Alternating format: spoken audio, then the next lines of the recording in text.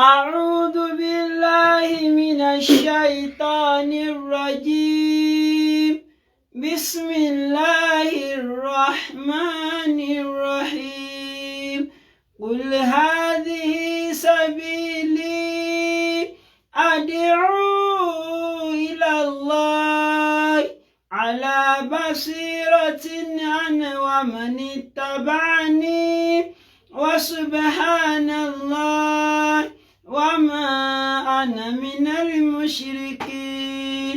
أيا طيب الأسماء يا من هو الله ومن لا يسمى ذلك الاسم إلا هو ومن كل ما نشكوه يا رب عافنا كأيوب إذ عافيته بعد بلواه. فمن كان من ربي فإنك ربه ومن كان من مولى فإنك مولاه. فأنزل علينا المن يا من بمنه على قوم موسى أنزل المن والسلوى على قوم موسى أنزل المن والسلوى. أعوذ بالله من الشيطان الرجيم. بسم الله الرحمن الرحيم. akírani kíkí ọlá kíkí ti mùsùlùmí pé assalamu alaikum wa rahmatullahi wa barakatuhu. à ń kíra káàbọ̀ sórí ètò wa Al-Basira eléyìí tí àjọ máa ń tẹ́tí gbọ́ ní gbogbo ọjọ́ mẹ́jọ báyìí ní iléeṣẹ́ rédíò Solutions FM 93.9. ètò náà ti dé sórí atẹ́gùn pẹ̀lú ìyọ̀ǹda tọ́lọ́run. àwọn SARS wa tí wọ́n máa ń fún wa ní ẹ̀kọ́ ọ̀rọ̀ Ọlọ́run ọba wọ́n ti wà níbí pẹ̀lú wa kí Ọlọ́run kó jẹ́ kí a rí wọn pẹ́. Inshallah bikuratillahi àwọn náà ni a mọ̀ gbádùn wọn lálẹ́. àwọn náà ni SARS wa Sulaiman Boni Ibrahim Abu Ibrahim Esauke. Bismillah. A'udhu billahi minash shaitanir rajim. Bismillahir rahmanir rahim. Alhamdulillah wassalatu wassalam ala ashrafil mursalin Muhammad ibn Abdullah sallallahu alaihi wasallam wa ala alihi wa ashabihi wa man salaka maslakahu wa naja manhajahu ila yawmiddin wa ba'd. Adúpẹ́ lọ sí ọ̀dọ̀ Ọlọ́run. Alhamdulillah. Ọba tí ó ṣe wá ní mùsùlùmí òun náà lọ́ba tí a dúpẹ́ fún. À ń tọrọ àlékún ìkẹ́ àlékún ìgẹ̀ fún aṣíwájú ẹ̀dá Ànábì wa Muhammad sallallahu alaihi wasallam. Ìkẹ́ Ọlọ́run kó máa bá Ànábì àti àwọn ará ilé rẹ̀ àtàwọn sàhábà rẹ̀ àti gbogbo àwọn mùsùlùmí tí à ń tẹ̀lé ojú pọ̀nà tí Ànábì wa sallallahu alaihi wasallam tó filẹ̀ títí ó fi di ọjọ́ tó jẹ́ pé la yanfa'u fi malun wala banun. owó ọmọ kò ní ṣàǹfààní illa man ata Allaha bi qalbin salim. àfẹn tó wá pàdé Ọlọ́run ọba àlékiọlá pẹ̀lú ọkàn tó là kúrò níbi ẹbọ ṣíṣe àti ìwà nifaq. à ń kí gbogbo wa wípé assalamu alaikum wa rahmatullahi wa barakatuhu. Wa alaikum assalam wa rahmatullahi wa barakatuhu. lẹ́yìn ilé à ń ṣàdúrà fún àwọn tó lọ ń lò ní sábà bí ètò yìí tí a fi máa ń gbọ́ wa níjọ́ kẹjọ yìí àtàwà lé ní àtàsí lé ní ètò yóò fìgbà kankan dúró. Ọlọ́run àlékọ́lá kó bá ní ṣàlékún dáadáa rẹ̀ lórí ẹnì kọ̀ọ̀kan wọn. Àmín.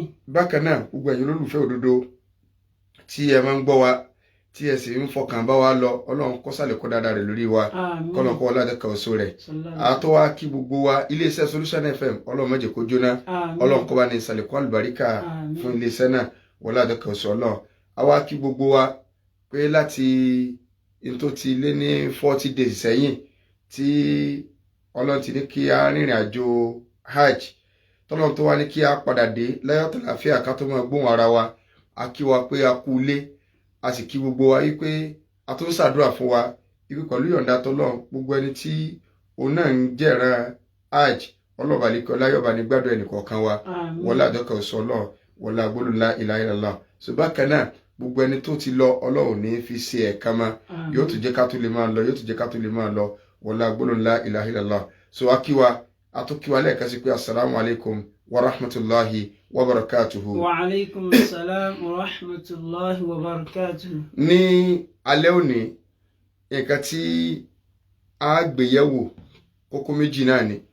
Àkọ́kọ́ ńbẹ̀ òun náà ni pé ká ṣe ìdúpẹ́ lórí ìrìn àjò ájì ọdún 2025 ìtọ́nà ọba àlekọ́lá tó kádàrá kí a lọ láti Ọ̀yọ́ state. A dúpẹ́ lọ́dọ̀ Ọlọ́run lákọ̀ọ́kọ́ ọba tó jẹ́ pé òun ló sì ìrìn àjò náà ní rọrùn. So kò sí béèyàn fífẹ́ ẹ̀tọ́ Ọlọ́run tí kò bá ṣe kòǹgẹ́ fífẹ́ tèèyàn èèyàn kàn máa dààmú náà ni. Ọba tí ó wà dá wà láàmú lórí ìrìn àjò náà òun náà lọ́ba tí a dúpẹ́ fún tó bá ní sí rọrùn lálọ àtàbọ̀.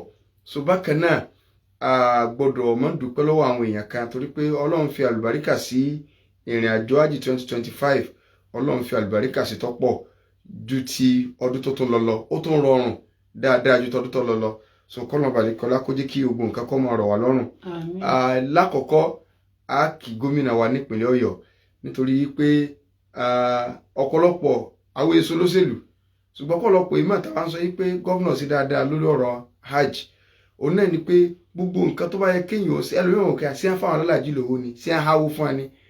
Gbogbo nǹkan tó bá yẹ kéèyàn ṣe lásìkò rẹ̀ tí wọn ò sì fi falẹ̀ tí wọ́n tún ṣe lọ́sàn-án lóru tí wọ́n tètè ń sáyìn fáìlì alálàájì tí wọ́n ń kọbi ara sí tó fi ń jẹ́ pé Ọ̀yọ́ state ipò tí Ọ̀yọ́ state wà lẹ́yìn tẹ́lẹ̀ Ọlọ́run ti ní kọ́ Ọ̀yọ́ state ọwọ́ àwájú padà lórí ọ̀rọ̀ hajj. So nítorí pé iṣẹ́ yẹn fast wọ́n tètè ń dálága lóhùn alága tètè ń sáwọn ètò tó yẹ kó ṣe tí gómìnà bá dìlé tí gbogbo nǹkan náà bá padà dìlé. So ẹnu pé gbogbo ọmọ rábójó náà ni ọ wà tí wọ́n sì ṣe mùsùlùmí tí wọ́n sì ń gbé báyìí mùsùlùmí déwájú wọn tí wọ́n sì ń sáré buwọ́lù ó yẹ ká kírú ẹni náà o kọ́lọ́n kọ́ wa ní sàlékún dáadáa wọn kọ́lọ́n kọ́ wọlé àdékan sọ rẹ̀ torí pé Ọlọ́run ní kọ́yọ̀ state ó gbà wájú kí n fún alápèjúwe tó kéré jù nínú àwọn wájú tọ́yọ̀ state gbà. Àkọ́kọ́ ni pé gbogbo ẹni tó bá wá sí hajj yọmọ yìí pé àdúgbò Riabash ibẹ̀ ni ọ̀pọ̀lọpọ̀ àwọn state tàbí kí n sọ pé gbogbo state tó lo ibẹ̀ yẹn gbogbo àwọn state tó lo bẹ̀ state bíi mẹ́rin ni ló lo bẹ̀ state mẹ́rin ni ló lo Riabash. State mẹ́rẹ̀ẹ̀rin tí a ń lo Riabash yìí ládùúgbò kò sí state kankan tí ilé rẹ̀ súnmọ́ tó tó Ọ̀yọ́ state lẹ́ẹ̀kọ̀ọ̀kan kan kẹ́ ẹ̀ tó máa lọ́dọ̀ àwọn state yòókù. So tí ó bá sí pé wọ́n tètè lọ ṣiṣẹ́ wọn so sí wọn lè rí lè tòsí gbà ìyẹn jẹ́ point number 1. Ẹlẹ́ẹ̀kejì nínú àwọn ìtàfìrí pé alhamdulillah àwọn state yòókù tó yàtọ̀ sí mẹ́rin tí wọ́n sọ ibi tí a lọ rílé sí àwọn aláàjì tí a ń lọ náà ni wọ́n mọ̀ so bẹ́ẹ̀ lómi ò bá fowó wọkọ̀ bí arọ́mù kò lè débẹ̀. So àtàwọn bá ń lọ kọ́lọ̀ balẹ̀kọ́lá kọ́ bá ní kún wọn lọ́wọ́ ju bí ó tún ṣe ń kún wọn lọ. Ẹni àkọ́kọ́ nù. Bákan náà a dúpẹ́ lọ́wọ́ gbogbo àwọn èrò tí wọ́n bá àbí ká kọ́kọ́ àwọn bàbá wa àgbà mọ́mọ́ Ìbàdàn ti ìmọ̀mọ́ àgbà tìlú Ìbàdàn. So torí pé àṣeyọrí wọn náà ní gbogbo nǹkan yìí kọ́lọ̀ balẹ̀kọ́lá kó jẹ́ kí á rí bàbá pẹ́ kọ́wọ́ lájọ kan sọ rẹ̀ àti gbogbo àwọn ìmọ̀mọ́ ìlú káàkiri tó yẹ pé gbogbo wọn náà wọn ò kó lórí àdúrà pé ọlọ́mọdé Ọ̀yọ́ state ọ̀rẹ́ yìí o. So kí n fa alápèjúwe kejì tẹ́lẹ̀tẹ́lẹ̀ nígbà kan Ọ̀yọ́ state lórí ọ̀rọ̀ hajj gbogbo àwọn tí wọ́n jẹ́ coordinators tí wọ́n máa ń submit èrò fún state kálukú wọn ti sáko lọ́yọ̀ state nígbà táwọn programu yìí ọ̀tẹ́ wọn lọ́rùn gbogbo sí tí wọ́n máa ń ṣe ọ̀tẹ́ wọn lọ́rùn ṣùgbọ́n ọwọ́ ọ̀sẹ̀ táwọn èèyàn rí ní last year gbogbo àwọn coordinator yìí kálukú padà wá àwọn state táwọn èèyàn Ọ̀yọ́ state ti sá lọ tí wọ́n ń fi Ọ̀yọ́ state ságbára tí àwọn èèyàn máa ń rò pé àwọn èèyàn lọ mọ́kà dáadáa pọ̀ bẹ́ẹ̀ lọ́dún yìí kódà ẹlòmíì èrò torí kó wá oró báyìí ni inú èrò torí tó kó àga èrò Ọ̀yọ́ state ló tó wà ń bẹ̀. So ara àwọn àṣeyọrí ńláńlá tó wà fún Ọ̀yọ́ state ni kọ́nà balẹ̀kọ́lá kọ́ mọ́ jẹ́ kí a lo ẹ̀yìn láìláì. So àwa kí gbogbo àwọn alálàájì pátápátá káàkiri gbogbo Ọ̀yọ́ state pátá tí wọ́n wá Ọlọ́run balẹ̀kọ́lá kó gba hajj tá a ṣe o kó gbà ní bàdá o gbogbo wọn pátá wọ́n fi ìwà àjọmọlúàbí hàn wọ́n sì fi ìfọwọ́sowọ́pọ̀ tó dá ìfẹ́ tó dá ìjọba láàrin gbogbo wa ó wá jẹ́ kí iṣẹ́ náà rọrùn gan-an adúpẹ́ lọ́wọ́ wọn gan o torí pé tí wọn ò bá fọwọ́sowọ́pọ̀ gbogbo ètò tí abáríkà gbé kalẹ̀ yóò padà wọ̀ tí ì bá ṣe ìfọwọ́sowọ́pọ̀ àwọn alálàájì tí wọ́n lọ so kọ́lọ̀ balẹ̀kọ́lá kó bá ní dúpẹ́ fún wọn.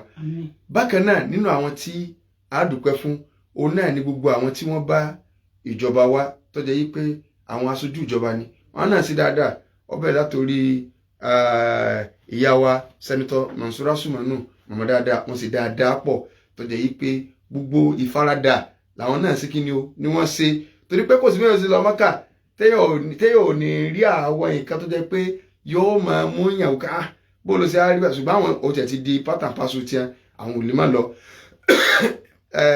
commissioners tó wá àwọn aṣojú ìjọba tó wá PA governor tí wọ́n gbogbo pátá ni wọ́n ṣe dáadáa àwa gbọ́dọ̀ má tún dúpẹ́ lọ́wọ́ bàbá wa Balógun ti ilẹ̀ Ìbàdàn tó jẹ́ yí pé àwọn náà àjọ ṣe hajj ni bàbá náà sì ṣe dáadáa pọ̀ kọ́lọ̀ balẹ̀kọ́lá kọ́ba ní ṣàlékún dáadáa wọn kọ́lọ̀ kọ́wọ́ lájọ kan so rẹ̀ kọ́wọ́ la gbọ́dọ̀ láhìláhìlá ẹnu àwọn tí ó wáyé ká dúpẹ́ fún special tó sì jẹ́ pé ẹ̀kọ́ ńlá ń bẹ nínú ọ̀rọ̀ títí wọn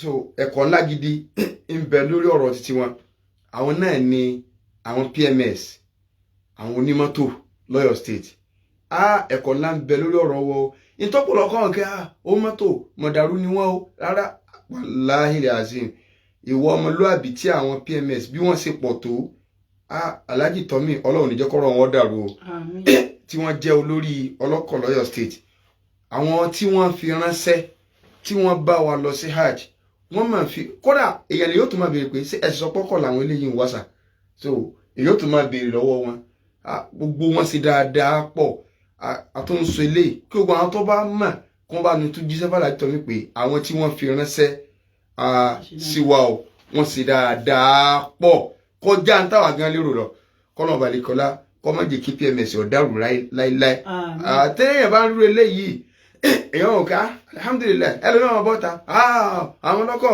oríkìrí kan ni wọ́n bolórí bá ṣe rí so òun náà ni àwọn ọmọlẹ́yìn ó rí sígbà tó lórí ọba ti jó ń jàgídíjàgan àwọn ọmọlẹ́yìn náà ó sì kí ni wọ́n sì kí ni wọ́n ṣàgbéjẹ́ mọ́wọ́ so bákan náà lẹ́yìn tí wọ́n akí gbogbo àwọn coordinators pátá gbogbo àwọn coordinators so Mukadam Basunu ní Arówómọlé bàbá wa Olókùta Efo Kasim so bàbá wa Mia so àti bẹ́ẹ̀ bẹ́ẹ̀ lọ tí ẹ dáhùn coordinators gbogbo wọn náà la kí níparí àwa kí chairman wa tí ẹ jẹ́ alága alálàájì ọba tí torí pé àwọn ni mo fẹ́ fi parí rẹ̀ ọba tí ó ń fún wọn ṣe ọlọ́run balẹ̀kọ́lá kọ́ mọ́ padà lẹ́yìn wọn o so wọ́n gbìyànjú gan wọ́n sì tò gbogbo ètò náà ó sì lọ bó sì yẹ kó lọ ọlọ́run kọ́ mọ́ bá ní fún wọn ṣe o a tún kí inú àwọn tá a kì náà so Dr. wa Ibrahim Adelani inú àwọn ògbóǹtarìgì tọ́lọ́run ní kí á jí òfin máa dúró dáadáa làwọn náà wà kọ́nà balẹ̀kọ́lá kọ́ bá ní sàlékún dáadáa wọn tọ́ba tó wá ń kí gbogbo òlu tàbá ti kí bá dàtọ̀ jẹ́ lùwà ká àgọ́dọ̀ mọ́ kí gbogbo àwọn ará Ṣakí ṣe dáadáa pọ̀ gbogbo àwọn tí wọ́n wá torí pé èrò Ṣakí pọ̀ ní ájì gan o àwọn Ṣakí ń lọ Mọ́kà o wọ́n sì àwọn tó sì lẹ́kọ̀ọ́ tí wọ́n sì gbìyànjú dáadáa àtọkùnrin àtobìnrin kọ́nà balẹ̀kọ́lá kọ́ gbájú ògbó alápapọ̀ bá ti wá ń sọ náà Ọlọ́run gbé àmì wò díẹ̀ wá àmì wò náà ni pé Ọlọ́run mú méjì sọ́dọ̀ nínú àwọn alálàájì wa so Ọlọ́run mú méjì sọ́dọ̀ ẹnìkan bẹ tó jẹ́ wípé nígbà tí wọ́n ti Mádínà sí Mákà láti kọ́kọ́ ṣe umura ibi àti ń ṣe umura lọ ibẹ̀ náà Ọlọ́run ti gbẹ̀mí mi bàbá wa náà ìlú Ìbàdàn bí náà wọ́n wà ó gbà wọ́n yẹn ti rí lórí Facebook kọ́lọ̀n kọ́ bá ní foríjì wọn kọ́lọ̀n kọ́ bá ní gbà wọ́n lẹ́rú so ìyàwó ẹlẹ́ẹ̀kejì náà ìlú Ìbàdàn náà ni so ó kù bí 20 minutes tí a land olùlọ́ọ̀bà lẹ́kọ́lá ló bá mi wòǹde nínú plane so and land báyìí Ọlọ́run sì gbẹ̀mí wọn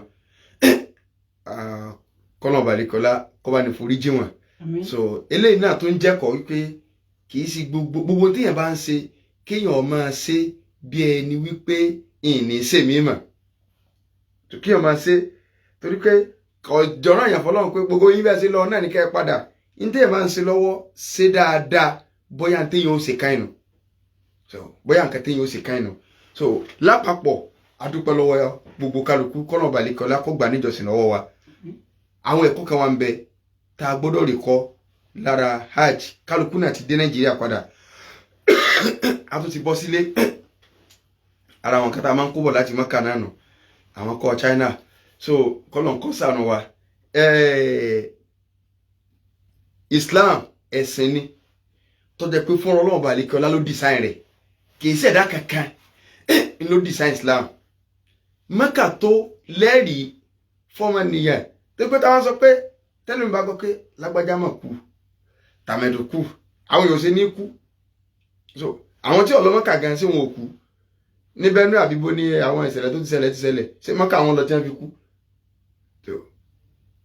àìmọye ìṣẹ̀lẹ̀ tí clear mi láì jẹ́ pé èèyàn lọ bí kankan ṣùgbọ́n ààyè kálukú gbọ́dọ̀ mọ̀ yìí pé Ọlọ́run bá àlékọ́lá ń ló design ààyè yìí kì í ṣe ààyè ibi tó bá jẹ́ pé ẹ̀dá kan ń ló bá design rẹ̀ tó jẹ́ pé ẹ̀dá kan ló design rẹ̀ wàláhì kò lè rí bá láíláí kò lè rí bẹ́ẹ̀ Ọlọ́run ló dé ìwọ́n máa ń fọ́ àwọn ọ̀tá ẹ̀sìn lórí ìmọ̀ ń fọ́ wọn lórí gan o ìpè báwo ló ṣe lè jẹ́ ẹlòmíràn máa ní kẹrẹ adúrò owó ẹwà ẹmọye tí àwọn èèyàn ṣe kó tó di pé alọ hájì wọ́n gbé náà sára Káàbà báyìí pé Káàbà ti ń jóná o àwọn ọ̀tá ẹ̀sìn ẹ dákun sílẹ̀ yìí ò turu kan báyìí lára torí pé Ọlọ́run bá àlékọ́lá ló ní Islam òun náà ló sì design nǹkan rẹ̀ kò síbi tẹ́ ẹ ti lè rí gbogbo ẹ̀dá tọ́lọ́ ń dá pé wọ́n fẹ́ wá kórajọ láàyè kan tó ju Mọ́kà lọ gbogbo ẹni tó débẹ̀ kò sẹ́ni tí ó débẹ̀ tí ò ní mọ́ sọ pé eléèkó ìsọwọ́ nù kálukú gan máa mẹ̀lẹ́mẹ̀ rẹ̀ pé ilé Ọlọ́run ni mo wá yìí kì í ṣe ọ̀rọ̀ kẹ́ à ń lọ sí sẹ́mínà kan àbẹ́ à ń lọ ìpẹ̀bí kan àbẹ́ à ń lọ rárá kì í ṣe excursion fúnra Ọlọ́run ló design Islam òun náà ló sì design àyè tá à ń lọ kálukú alálàájì tó wá lọ ẹ ti lọ ẹ ti dé o ìtọ́lọ́run sọ fún ànábì wa Ibrahim alayhi salatu wassalam ẹ̀ńtọ́lọ́run ní kọ́ mọ Káàbà ga tọ́lọ́run ní kọ́ kọ́ga sókè torí pé Ọlọ́run kọ́ lóyún ànábì Ibrahim kọ́ ló foundation Káàbà lélẹ̀ o fúnra Ọlọ́run ló foundation rẹ̀ lélẹ̀ ànábì Ibrahim bá mọ́ga ni Ọlọ́run ní wa idba wa'na li Ibrahim makana al-bayt ìgbà táwọn Ọlọ́run tá a júwe ààyè ilé yẹn fànàbí Ibrahim ibi tó wà ní wàá bá mi gbéga ẹ̀rí pé wọ́n Ọlọ́run padà ń sọ̀rọ̀ Ọlọ́run ní wa idh yarfa'u Ibrahim al-qawa'ida mina al-bayti wa Ismail nígbà tí Ibrahim mọ lé yẹn ga tó gbéga ọ̀tọ̀lẹ́ Ọlọ́run ló ní foundation nígbà Ọlọ́run wá ní kó lọ ṣe nǹkan tọ́lọ́run ní kó lọ ṣe nǹkan Ọlọ́run wá ní wá ń bí Ibrahim o. Allah tushriki bi shay'an. má mo rogún pẹ̀lú mi o ẹ̀yin alálàájì ẹ ti lọ ẹ ti dé o ẹ tún ti dé sílùú tí wọ́n máa sọ fún yín pé kinní kan ìdílé kan ń bẹ o ẹlòmíì ó wo sẹ́kó tó lọ Mọ́kà ni o pèsè ájì 2025 lẹ́kùn wọn lọ ní àbí 2026 àwọn tí wọ́n bá wò sọ pé 2025 ni so orí tó afẹ́ kájìrì ọ̀dà tó o bá padà dé bó o ṣe wo sẹ́wọ̀n àti sọ fún Ọlọ́run pé kò túbá ṣùgbọ́n torí ẹlòmíì tí èso Ọ̀yọ́ state lọ bá lọ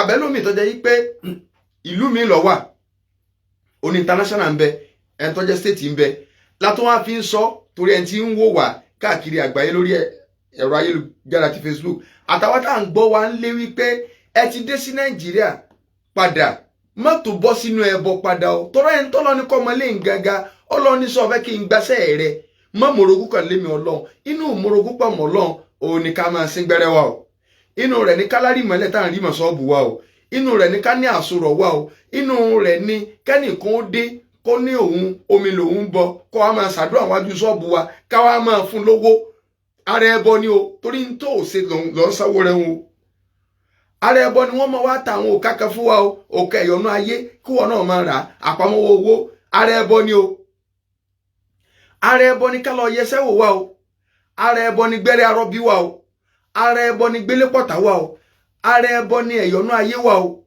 ara ẹbọ ni oògùn tajà wa o Ọlọ́run ní má mú orogún kọ lù mí o in tí ọba ájì rẹ jẹ́ nu o tó ọba ilé dẹ̀ wò ájì bàjẹ́ o wàhálà jóná owó wọgbó wàhálà jóná gbogbo wàhálà tẹ́yà ṣe o ọkà kùdànù tó Ọlọ́run ní ìwọ Ibrahim má mú orogún pẹ̀lú èmi Ọlọ́run ẹ̀yin alálàájá tẹ́ ẹ dé sí Nàìjíríà Ọlọ́run lè gbá mi wòde lórí ọjà wa ó lè gbá mi wòde lórí nta dáwọ́lé tẹ́lẹ̀mọ̀ ká síbẹ̀nsì lẹ lọ mọ́ká àti bàdó àwọn gbà bẹ́ẹ̀ ni Ọlọ́run dán wò ni o ń bọ̀ o má wò kí sí ládùúgbò sí àṣàdúrà tó rárá o àdúrà tó o ṣe tọ́kàn rẹ sì balẹ̀ tó o ti gbà pàdúrà ti gbà àdúrà rẹ yẹn ti gbà kò sí nǹkan kan tó dé àdúrà rẹ lọ́wọ́ o àdúrà ń gbà mí àmọ́ ara ńlẹ̀ tó bá wá gbà tán agbára ládùúgbò ìkàmọ́ o ẹ má mú orogún kọ̀mọ́ lẹ́ẹ̀ ti dé Nàìjíríà o ẹ má mú orogún kọ̀mọ́ lọ́hùn o ẹ protect ajé ẹ wá dúró wàhálà téèyàn ṣe ó ní ò tí ì tán lára o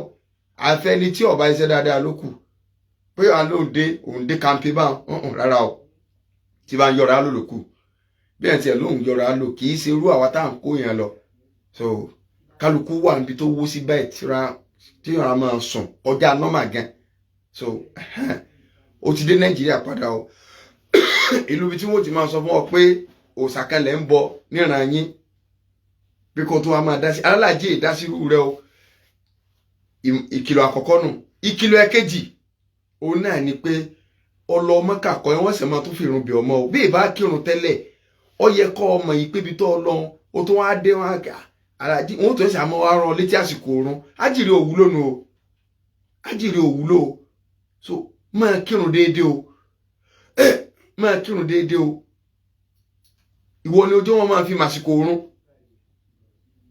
kọlọ̀ balikọ́lá kó ṣàánú ẹnì kọ̀ọ̀kan wa eléyìí jẹ́ ṣókí lórí ọ̀rọ̀ hajj ẹlẹ́ẹ̀kejì tí a fẹ́ mú wá fún wa òun náà ni àwọn ìmọ̀ràn bí àwọn àǹfààní bíi márùn kan so ọ̀rọ̀ títí hajj òun láti ṣàlàyé fún wa àti dúpẹ́ gbọ́dọ̀ ní ká lọ rí ká sì bọ̀ rí ká sì bá gbọ́ wa dáadáa àwa kọ síbẹ̀ yìí pé a fẹ́ fún wa ní àǹfààní márùn bí ẹ̀bùn so a fẹ́ fún wa pé kọ́ máa jẹ́ àǹfààní fún wa tá a bá ní ká má ṣẹbọ ká má sóògùn Islam fún wa láwọn nǹkan kọ̀ọ̀kan náà tó náà jẹ́ àǹfààní àwa fẹ́ fún wa ní márùn kan ní nǹkan bíi márùn tó jẹ́ wípé káwa náà ká máa lò ó so ìfọ̀kànbalẹ̀ ní márùn jẹ́ wàláhì azim ìfọ̀kànbalẹ̀ òní márùn jẹ́ tó jẹ́ pé Ànábì sallallahu alaihi wasallam òun ló ṣàlàyé rẹ̀ fún wa so àkọ́kọ́ nínú àwọn ẹ̀bùn márùn òun náà ní ké gbogbo ẹnikẹ́ni Ànábì ló sọ bẹ́ẹ̀ sallallahu alaihi wasallam tó bá kí àsùbá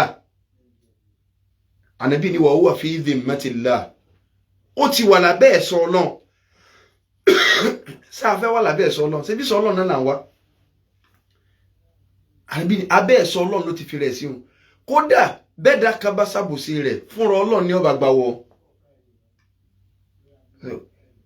inú àwọn ẹ̀bùn tá a fẹ́ fún wa ni pé irun ó ṣe pàtàkì o kì í wá sí pé tá a kà sóbá nìkan o ẹ máa gbọ́ gbogbo orun kọ̀ọ̀kan ló ní quality tiẹ̀ o ṣùgbọ́n torí pé àsùbá lórun máa ń dùn máa ń yàn jù Ànábì wa lẹ́ni tó bá kí àsùbá ó ti wà lábẹ́ vímọ̀ Ọlọ́run abẹ́ ẹ̀ṣọ́ Ọlọ́run tó ìyẹn bá ẹlẹ́ẹ̀kejì mo ní gbogbo òun ló ní quality tiẹ̀ ní tí lọ bí ẹ̀bùn kejì o ẹ̀bùn tá à ń fún wa yìí bí ẹ̀bùn tá a bá mú bọ̀ láti Mẹ́kà nù so kọ́mọdé àǹfààní fún gbogbo àbọ̀dé Mẹ́kà kì í ṣe à ń sísá Mẹ́kà náà tí o so Ànábì ní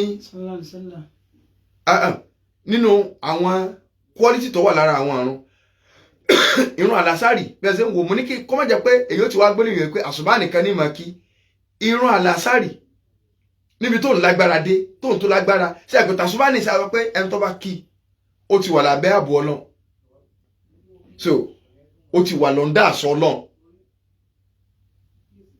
ṣùgbọ́n irun àlásàrì ń tiẹ̀ Ànábì ní ẹni tí irun àlásàrì bá bọ́mọ́ lọ́wọ́ tí ò kí tásìkò rẹ̀ fi lọ fakọ̀dẹ̀ abitọ̀ amaluhu iṣẹ́ rẹ̀ ti bàjẹ́ iṣẹ́ rẹ̀ tó ṣe ń jọ náà ṣubú ìtòkí ó ti bàjẹ́ zúrì tòkí ó ti bàjẹ́ sàárà tó ṣe ń jọ náà ó ti bàjẹ́ nítorí ìran àlásàrì nìkan tí ó kì so ọmọ ẹ̀ pé má lọ gbádìí sí aláwọ̀kọ́ tá a sọ yé kọ́ àwọn ní alihamudulilayi ní máa tẹ̀sí kásùbà wọ́n ní mo ti wà lábẹ́ ẹ̀sọ́ ọlọ́run sórí àsùbà tó ọlọ́run àti ẹlọ́wà lábẹ́ ẹ̀sọ́ ọlọ́run ọ̀ọ́ká láàsárì gan gbogbo tó ṣe lásùbà kò wúlò mọ́ ó di gbẹ́nu o sallallahu alaihi wasallam bá nàbí ti ṣàlàyé rẹ̀ fún wa sallallahu alaihi wasallam ó nìyẹn so bákan náà nínú ẹlẹ́ẹ̀kejì nínú àwọn ẹ̀bùn tá a fẹ́ fún wa márùn la pè òun náà ni pé anabi sallallahu alaihi wasallam ó ní man qara'a ayatal kursi dubura kulli salatin gbogbo ẹnì kọ̀ọ̀kan tí bá máa ń ka ayatul kursi Allahu la ilaha illa huwa al-hayyul qayyum la ta'khudhuhu sinatun wala nawm títí dé parí lẹ́yìn ìrun kọ̀ọ̀kan ìfọ̀kànbalẹ̀ márùn-ún ní nǹkan tí wọ́n fẹ́ sọ fún ayé o ìfọ̀kànbalẹ̀ alákọ̀ọ́kọ́ ní tàṣùbà ó wá ń kírun wákàtí márùn-ún ó lè gbé jù lẹ́láyé rẹ tó bá ti ń sálámà rún kó o rí pọ́n ká ayatul kursi yìí ànábì ni ẹ bá ń sọ fẹ́ nìyẹn pé in tí ò tí ì jọ wà lìjẹ̀ náà ni pé kò tí ì kú tó bá ilé kú yọ wà lìjẹ̀ náà ẹ dákun ṣe bí ogbó torí táwọn wá náà nù náà ṣe bí ogbó torí táwọn wá nù in tí ò tí ì jọ wà lìjẹ̀ náà ni pé kí ni o kò tí ì kú tó bá ti kú ẹ̀ àlìjẹ̀ náà ní lọ ó di mélòó ó di méjì ẹlẹ́ẹ̀kẹta ayatul kursi tá a sì ní akáyè ṣe mọ̀ pé èèyàn gbọ́ túmọ̀ rẹ̀ yìí yóò sì mú lò nínú ìgbésí ayé rẹ̀ yóò máa tẹ̀lé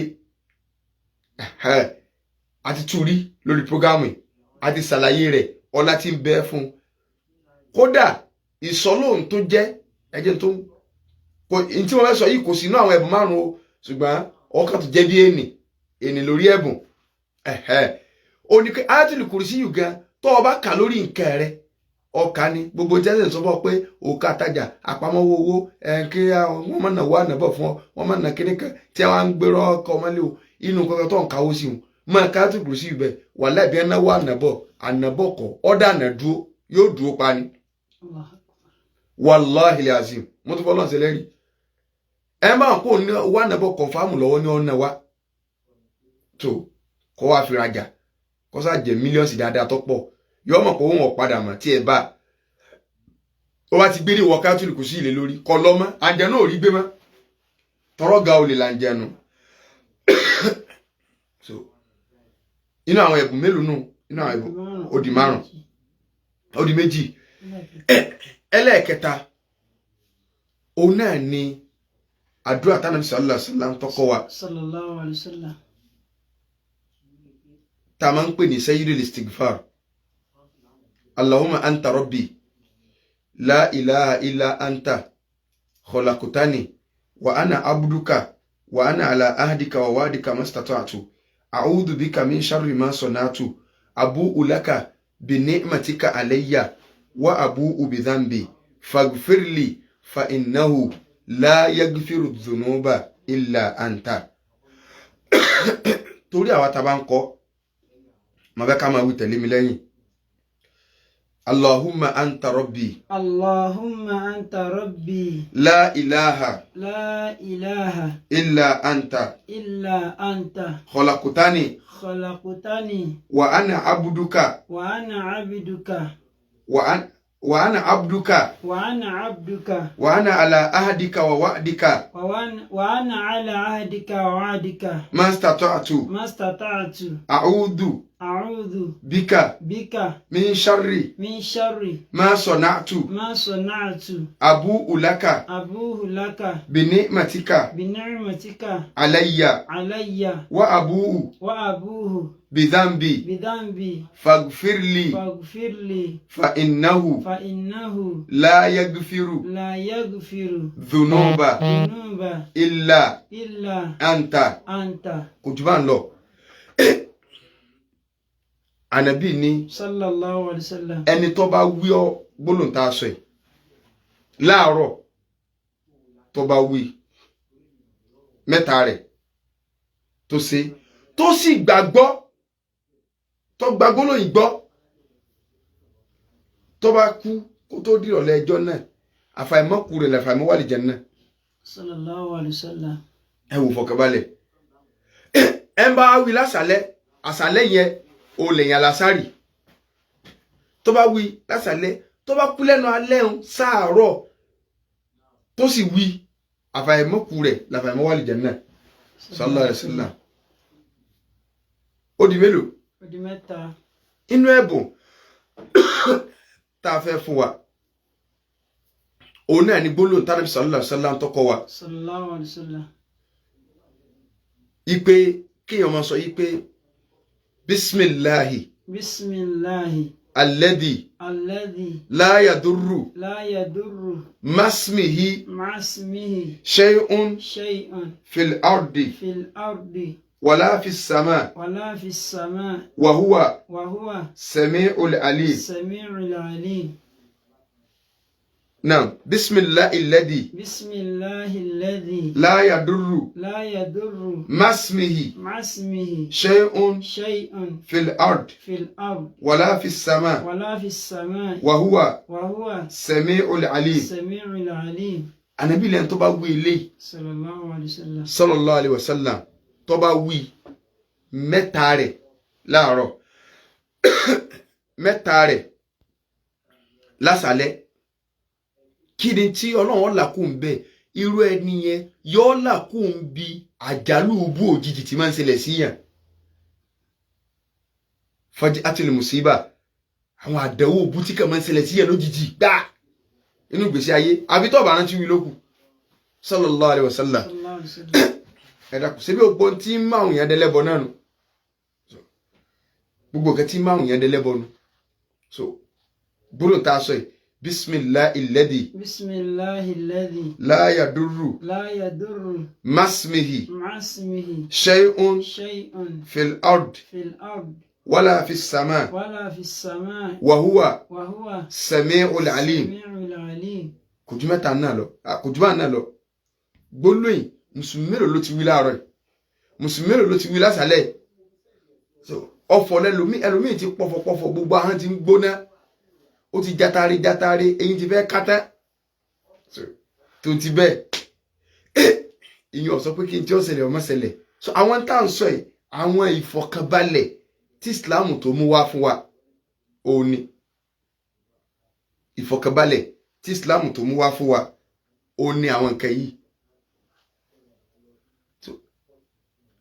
ẹlẹ́ẹ̀karùn-ún òun tiẹ̀ ó kó gbogbo orí ayé gbogbo nǹkan táyé àti tàlìkàmà ńlọ ti kó sínú torí pé ànábì sallallahu alaihi wasallam ó ní ẹnìkan kò ní sọ gbogbo ẹnìkan ò ní fọlọ́n sọ nǹkan kó ní wọ́n lọ́n mo fi ọ́ sọ nǹkan báyìí àfi kọ́ lọ́wọ́ sọ inú àdúrà tó wà lágbára tí mùsùlùmí ọ̀gọ̀rọ̀ máa ṣe a sọ pé astaudiruka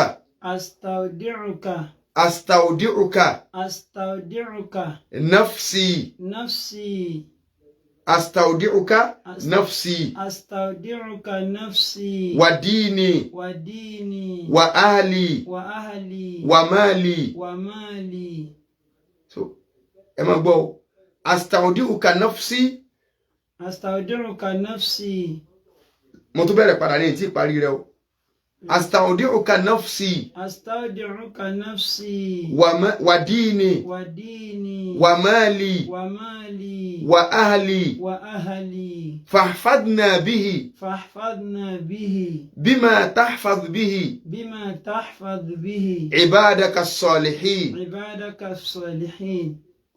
kò jù bá ń lọ téèyàn bá wélé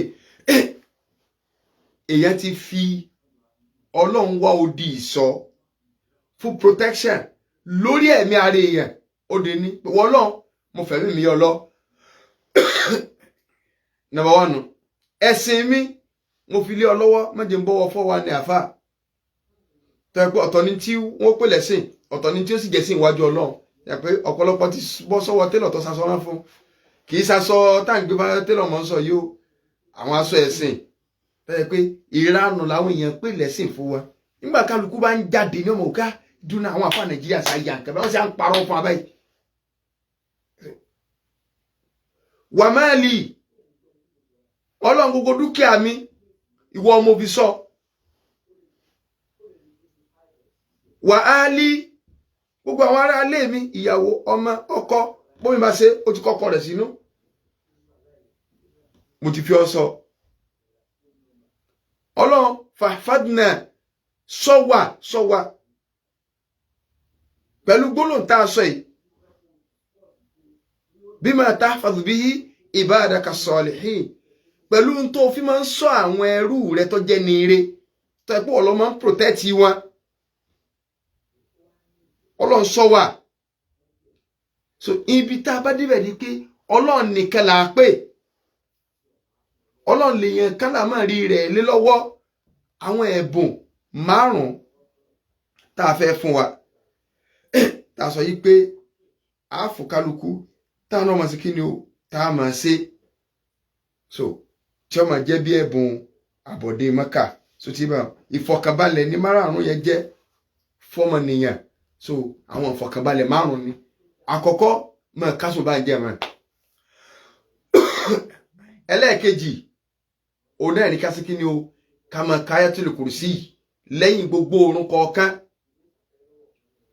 ẹlẹ́ẹ̀kẹta òun náà ní ká máa ṣe àdúrà sayyidul istighfar Allahumma anta rabbi la ilaha illa anta khalaqtani wa ana abduka wa ana ala ahdika wa wa'dika mastata'tu a'udhu bika min sharri ma sana'tu abu'u laka bi ni'matika alayya wa abu'u bi dhanbi faghfirli fa innahu la yaghfiru dhunuba illa ant Ànábì ní àfi tó bá wí sallallahu alaihi wasallam láàárọ̀ mẹ́ta lásàlẹ̀ mẹ́ta tó ìbá wí ńjọ́ náà téèyàn bá jáde láyé inú ìyọ́nú Ọlọ́run lèèyàn bọ́ sí ebi táwọn wá tàn sí wàhálà sí náà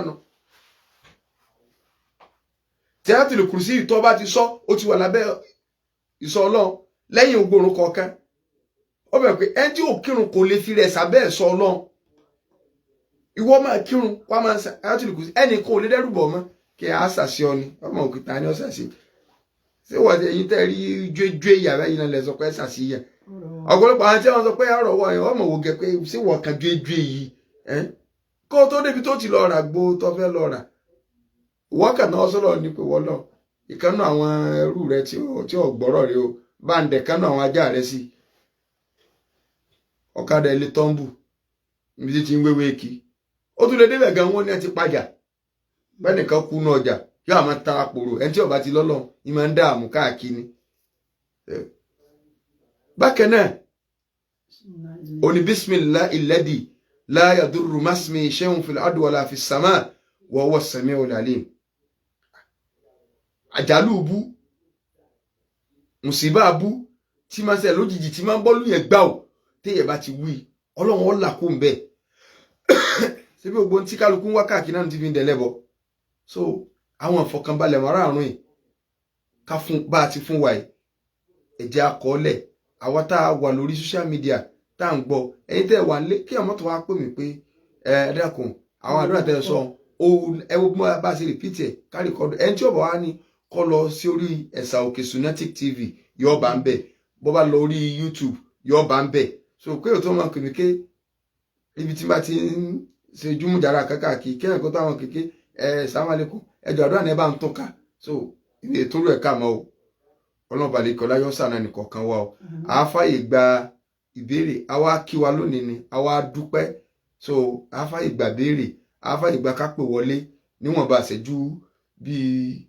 20 àbí ó dín ní 20 tí ó ṣẹ́kù so kí a fi kíra wa so pé a kú lé o kọ́lọ́ọ̀bà lè kọ́lá kọ́mọ́ ṣe ájìníwẹ̀ nìkọ̀ọ̀kan bákan náà sì ní kálukú náà tó lọ́mọ múra sẹ́rí ájì láti ọdún méjì sẹ́yìn ó ti yàtọ̀ sí táyé john so gbogbo tẹ́lẹ̀mọ́ òkè ọdẹ́yìn ààwẹ̀ kún wọn tó máa pípẹ́ ọ̀rọ̀ ájì àti ìdè táwọn yẹn ti ń pípẹ́ ọdún mi ilẹ̀ 2025 ti lọ 2026 ló tún kú báyìí ẹjọ́ ọ̀rọ̀ mọ́kà yóò tètè máa dáwó rẹ̀ àwọn sẹ́ẹ̀dá mìnìtì ni máa ń yíwọ́ so kálukú ó tètè máa dáwó tí wọ́n máa dáwó rẹ̀ kọ́nà balẹ̀ kọ́lá kọ́ bá ní sí rọrùn so nọ́mbà tí a pè wọlé sí so 090 98 88 99 39 091 2 mẹ́rin 29 39.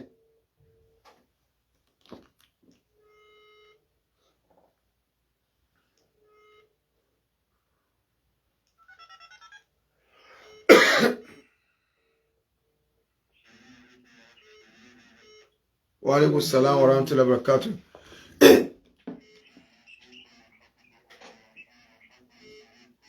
Hello, sir. Yes, sir. Yes. Hello.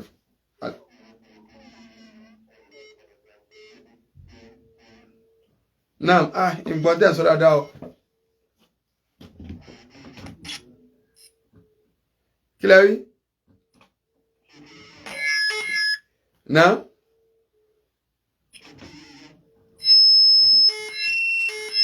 Hello.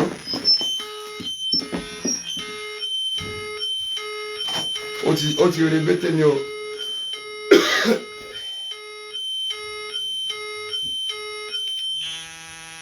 Naam, 090 98 88 99 39.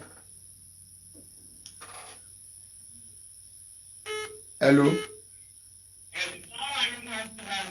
Wa alaikum salam wa rahmatullahi wa barakatuh. Yes, ma. Alama mi. Nah, gbọ́. No, gbèsè ní ìsìn máa pọ̀ padà. Ìfẹ́ pò wọlé. Gbára ní mo bọ́ tí.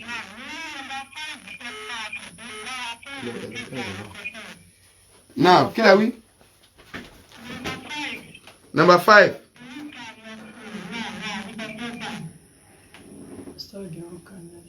Astaudiuka nafsi. Astaudiuka nafsi. Wa mali. Wa mali. Wa ahli. Astaudiuka nafsi. Astaudiuka nafsi. Wa dini. Wa dini. Wa mali wa ahli. Wa mali wa ahli. So, títí dé parí. Òun náà la sọ fún wa. So inshallah, a fẹ́ kí gbogbo ilé ká gbọ́ ohun alága wa chairman Alhaji wa ní Ọ̀yọ́ state. So wọ́n fẹ́ bá gbogbo ilé sọ̀rọ̀ kí wọ́n kí wa kí wọ́n sì sọ ní ṣókí bí gbogbo nǹkan ṣe lọ náà. So hello, salaam alaikum. Náà hello ẹ ti wọlé. Wa alaikum salam. Ó gbára létí ń gbọ́ yín báyìí. Ta ní sọ̀rọ̀? Network ni o. So alága ni wọ́n fẹ́ pè wọlé láti kí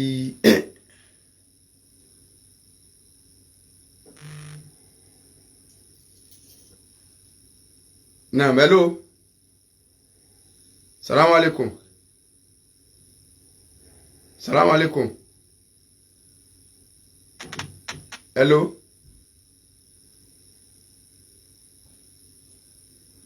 Hello, salaam alaikum. Na? Hello, salaam alaikum. Na, mo so ṣé tí ń gbọ́ báyìí.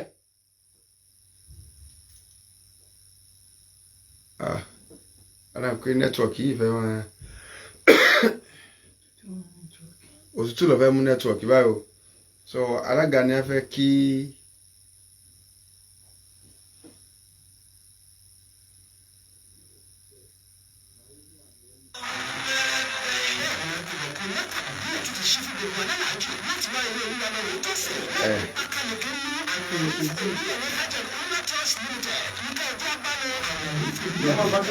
ẹja pé wọn ká tó sí kíkà ká ṣe fẹnu máìkì láti sí lásìkò dáadáa.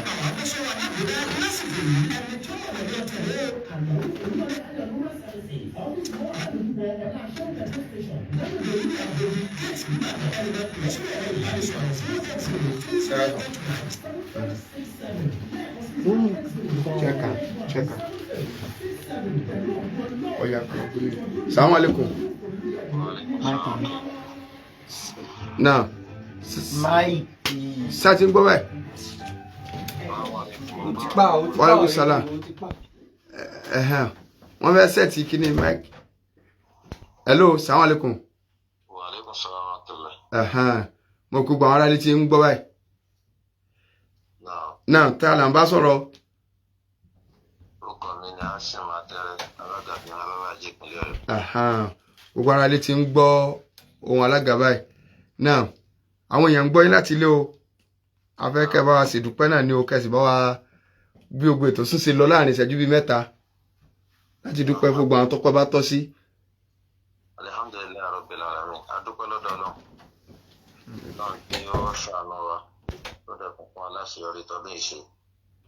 Mo kí lákọ̀ọ́kọ́, mo dúpẹ́ lọ́wọ́ gómìnà wa ní Ọ̀yọ́ State, Engineer Olúwaṣèyí Abíọ́dún Mákindé fún àdúrótì wọn àti àtìlẹ́yìn wọn fún wa láti ìbẹ̀rẹ̀ operation ọdún 2025 títí tí Ọlọ́run fi ní ká gúnlẹ̀ rẹ̀. Mo dẹ̀ dúpẹ́ lọ́wọ́ bàbá wa ìmáàmù àgbà fún ilẹ̀ Ìbàdàn, wọ́n tún jẹ́ ìmáàmù ìpínlẹ̀ Ọ̀yọ́, fún àdúrótì wọn. Mo dúpẹ́ lọ́wọ́ wọn àti gbogbo ìmáàmù àti àwọn àfà fún ìfọwọ́sowọ́pọ̀. Mo dúpẹ́ lọ́wọ́ gbogbo olóyè ẹ̀sìn. Mo dúpẹ́ Ọlọ́run bá wa dúpẹ́ fún wọn. Bákan náà mo dúpẹ́ lọ́wọ́ gbogbo mùsùlùmí ìpínlẹ̀ Ọ̀yọ́ fún ìfẹ́, àdúrótì àti àdúrà gbogbo ìgbà tí wọ́n ń ṣe fún wa. A dúpẹ́ lọ́dọ̀ Ọlọ́run. Mo dúpẹ́ lọ́wọ́ board members, operational staffs, gbogbo àwọn ADOC, gbogbo àwọn tí a jọ ṣiṣẹ́ papọ̀, gbogbo àwọn tí wọ́n dúró ràn lọ́wọ́ pẹ̀lú wa níbí báyìí àti orílẹ̀-èdè Saudi Arabia. Mo wá dúpẹ́ lọ́wọ́ gbogbo alálàájì àti alálàájá 2025 tí a jọ lọ láti Ọ̀yọ́ State. Mo dúpẹ́ lọ́wọ́ wọn púpọ̀ gan. Wọ́n ṣe dáadáa, wọ́n dúró, wọ́n fi ìfẹ́ bá wa lò papọ̀, wọ́n wà pẹ̀lú atọ́kàn àti tara, wọ́n fi ìfarabalẹ̀ wọ́n fi bá wa ṣe papọ̀, wọ́n dẹ̀ fi ìjọmọ̀ ìyá hàn sí wa nígbà pé inú ilé kan náà gbogbo wa ti jọ wá. Bẹ́ẹ̀ ni àti gbogbo àwọn tán tó wá bí àtàwọn tán jẹ́gbọ́n fún wa àtàwọn tá a jọ jẹ́gbẹ́ wọ́n fẹ́ràn Ọlọ́run lára wa, tí wọ́n dẹ̀ gbà fọ́lọ́run lórí bá a bá ṣe darí wọn náà wọ́n ṣe ń lọ. Ọlọ́run kó jọ kó san gbogbo wọn lẹ́san rẹ̀. Ọlọ́run kó gba iṣẹ́ ájì náà ní ìjọsìn fún wa. Alhamdulillahi Rabbil Alamin. Ọlọ́run kó ṣàánú wa ní agbára Ọlọ́run lágbára Ọlọ́run. Ọdún 2026 ájì tiẹ̀ náà lọ́wọ́ jọ ọ̀rọ̀ 2025 lọ. Ọlọ́run kó dúró tì wá. Now, ṣe bí ájì 2026 so nínú Ramadan káwé ò tó máa sanwó àgbà òní ẹ lè máa sanwó. Ọjọ́ Ramadan tó kọ́mọ̀bà tó máa di yàjò bíi 2025 o. Bí a ṣe dé yìí gan, ẹni tó bá fẹ́ máa sanwó díẹ̀díẹ̀ ti lè máa sanwó díẹ̀díẹ̀. Pàápàá jùlọ owó for now owó tá a máa ń gbà náà ni owó tá a bá gbà fún operation tó bá lọ. So operation tá a ṣe tán yìí, àwọn èèyàn lè máa fi owó rẹ̀ sanwó díẹ̀díẹ̀ náà sí àkáǹtì ìjọba láti jọ já sí wípé kò ní wọrùn. Ó ti já sí wípé iṣẹ́ ọdún 2026 ohun tó fẹ́ yá ju 2025 lọ torí pé Saudi Arabia ti gbé tébù jáde. Ó jẹ́ pé tébù tán gbé jáde fún 2026 yìí nígbà tá a rí wípé nígbà tí ó bá di February visa ó ti máa jáde fún hajj. February tí ń bọ̀ oṣù kejì ọdún tí ń bọ̀ yìí visa ó ti máa jáde fún hajj. Tó ń túmọ̀ sí pé gbogbo ẹni tó bá fẹ́ sanwó hajj 2026 wọ́n ti lè máa san díẹ̀díẹ̀ sí àkáǹtì ìjọba. Inshallah pẹ̀lú ògo Ọlọ́run tó bá láìpẹ́ officially announcement náà máa gbìnàyà lórí ẹ̀, ṣùgbọ́n kì í ṣe nǹkan tó yí àwọn èèyàn tó lè máa dára dúró máa fẹ́ tó bá ní interest. Ọlọ́run ní ṣe àràfà kò ní ṣe léèwọ̀ gbogbo wa. Ọlọ́mọ mi ọ̀dà ẹ̀sìn nǹkan jazakumullahu khairan. Ẹ ṣé mo dúpẹ́. Ayakumullah wa alaikum salam. So alága wa ní Ọ̀yọ́ State àwọn ni wọ́n bá gbogbo wa sọ̀rọ̀ yẹn kọ́nà balẹ̀ kọ́lá kọ́ bá ní sanwó lẹ́sùn lóore. So àti kó lórí pípé wọlé àwọn èèyàn wọ́n ti kí gbogbo alálàájì pátá fún ìfọwọ́sowọ́pọ̀, wọ́n sì kí gbogbo àwọn bàbá wọ́n kí gómìnà, wọ́n kí gbogbo wa àtàwọn board member àti owó kálukú òun náà ni wọ́n dúpẹ́ lọ́wọ́ kálukú kọ́nà balẹ̀ kọ́lá kó jẹ́ kí a rí wọn pẹ́. 09098889939 091 2 mẹ́rin 29 39 òun náà ni nọ́mbà tí a lè pèsè ní studio line. Hello. Wa alaikum salam. Alama mi. No. Okay.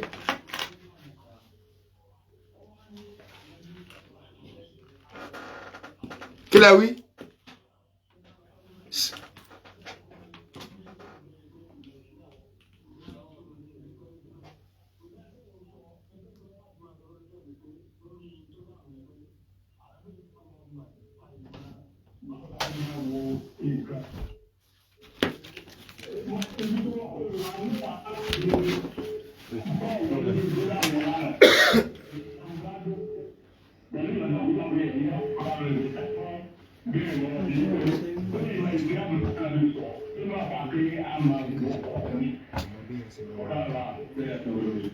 Pé Ànábì sọ pé kéèyàn lọ kọ́ béèyàn sì máa mọ nǹkan èmi ò tí ì mọ ibi t'Ànábì ti sọ eléyìí o so kò sí pé kéèyàn lọ kọ́ béèyàn sì máa mọ ìmọ̀ àkọ́kọ́ ara o ntọ́lọ́n sọ fún Ànábì gan ni pé wà Ànábì máa sọ fún wa pé tó bá jẹ pọ́ ọba mọ̀mọ́ àkọ́kọ́ ní inú sọ́tọ̀ ní àmì àbí ṣé àrọ́fù ní àbí àní àmì wípé ìwọ lórí eré ọba pọ̀ jù sọ fún wa pé tó bá jẹ pọ́ ọba mọ tí ó ṣẹlẹ̀ lọ́la ni Kùránì tó clear ni sọ fún wa pé wọ́n lórí eré ọba pọ̀ jù aburúkọ ọba ti ṣe ọ́ so kọ́lọ́n kọ́ sànú oríṣiríṣi ilé àmọ̀ gbọ́ 09098 88 99 39. Wa alaikum salam.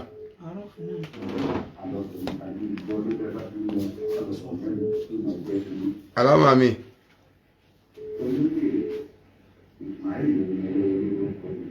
Era ba.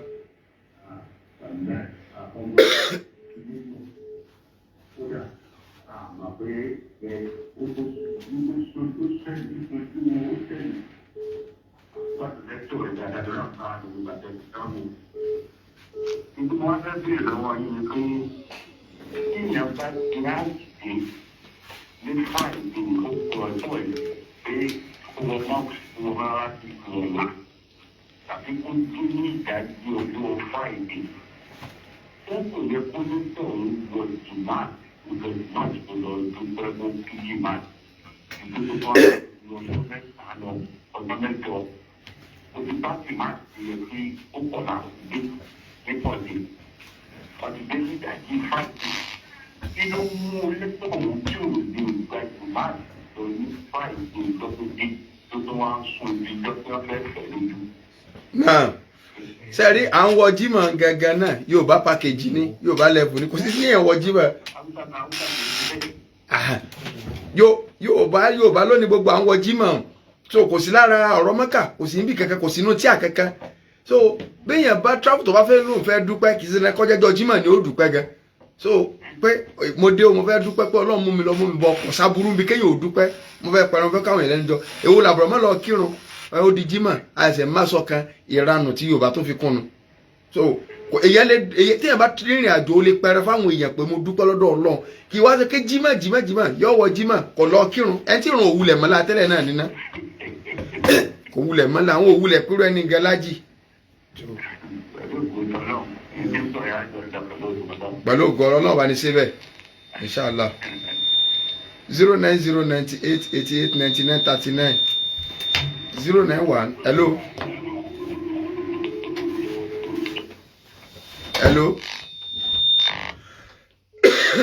090 hello okay sir era sir alama mi alama mi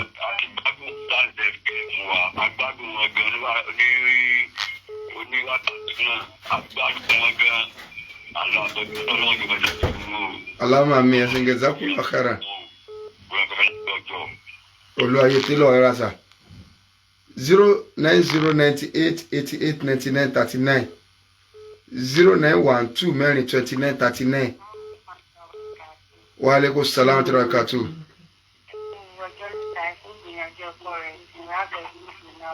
Alama mi. Allahumma amin.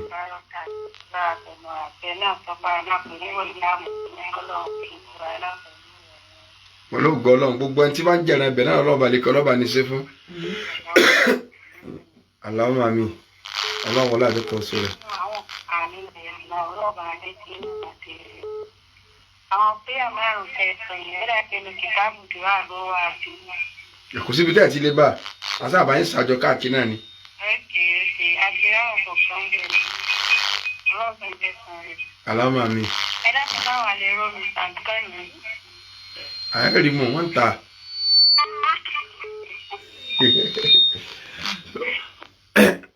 Ọlọ́run sáré kó dáadáa rẹ̀. So inshallah tó bá dijọ́ mẹ́jọ a máa bẹ̀rẹ̀ prógámù wa olùyọ̀ǹda tọ́lọ́n. So ní Rẹ̀gẹ̀dẹ̀ fẹ́yìn pẹ̀lú yọ̀ǹda tọ́lọ́n. So òní àwa fi dúpẹ́ àsìwà fún wa ní ẹ̀bùn. So kọ́lọ̀bàlì kọ́lá kó sáré kó dáadáa wa olùyọ̀ǹda tọ́lọ́n inshallah. kápẹ́ òsọ̀kọ kì í ṣe ṣe òdì mọ́tò wíwà ìyẹn ò gbà gidi kàgbáyé lẹ́sìn lòlúwa fi ràn wá kálẹ̀ tẹ̀lé àṣẹ olúwa ní kálẹ̀ tẹ̀lé àṣẹ olúwa ní iṣẹ́ ọlọ́run tó fi ń ṣọ́ Káàbà tí Káàbà kò fi ṣe jí gbé ààbò ọlọ́run tó fi bo Kùránù tí Kùránù kò fi ṣe dáná dákun fi bò wàhálà tó kéde lẹ̀ àtàwọn tájà ń fẹ́ wá àtàwọn tájà ń fẹ́ra wá bó ti wù kó lè tó nínú ìlú kan ó ti dájú pàrọ̀rùn fáwọn kan nínú àwọn táyé àárọ̀ lọ́rùn káwá mọ́ wọn ọba olóore káwá mọ́ wọn ọba olóore alhamdulillahi rabbil alamin. Kì í dùn kó pọ̀ sókí náà lọ bí oge àní rí yí báyìí lórí ètò ètò Albasira fún ti alẹ́ yìí. Àwọn sáàsù wa tí a ti ń gbádùn wọn láti ẹ̀ẹ̀kan náà ní sáàsù Sulaiman bin Ibrahim Abu Ibrahim kọ́nà kó bá wa fi ẹ̀mí wọn lẹ̀ lórí dáadáa. Fún àtàbá ní ìbéèrè kan àbí kejì lórí ọ̀rọ̀ ẹ̀sìn a lè text message sí wọn lórí WhatsApp àbí direct message sórí nọ́mbà tá a fẹ́ fi síta yìí 070-1064-39 070-1064-39 àmójẹ̀rọ ní Adébáyọ̀ tí àmúyọ̀ àti àwọn àsomọgbọ̀n orúkọ tí mi ò bá Muhammad Jamiu aka Ìmọ̀jọ́ Àjẹníwákà Sunna